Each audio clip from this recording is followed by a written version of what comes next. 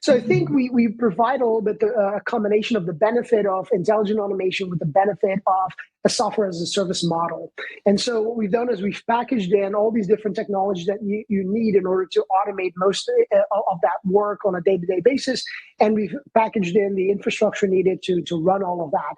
In addition to that, we've provided that whole user experience that we talked about so that you can now really interact with these automations. And all of that is kind of handed to you in an as a service model that securely can connect to your systems and applications or your cloud systems and applications as well, so that it can be turned on and run without you having to do a lot of heavy lifting or without you having to go and tap on your IT department, who usually has bigger fish to fry, right? They have a lot going on, acquisitions and migrations of systems and what have you. And so this makes it really easy to go from zero to go live very quickly. We can turn it on, securely connect. We go through the review with your InfoSec environment, apply your business rules, connect to your systems, done, right? And so that is really a matter of weeks as opposed to months that we can turn these things on and get value and can see the result. And we've scaled it in such a way, like you were saying, that you're not paying for all of this infrastructure if you only need a subset of that, right? We've been able to manage it, even though it's very much your own segregated and secure and compliant environment. You're not paying for so much that the ROI doesn't make sense. And as you were saying, the nice thing about these back office bundles, there's now so many of them. We talked about purchase orders and invoice processing and cash application.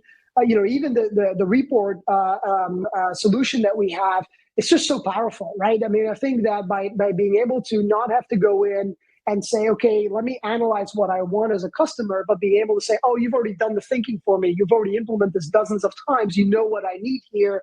It makes that implementation process so much faster. And the example that you gave on the reporting side is an interesting one where a lot of customers have their own analytics dashboards and being able to cobble together reporting elements.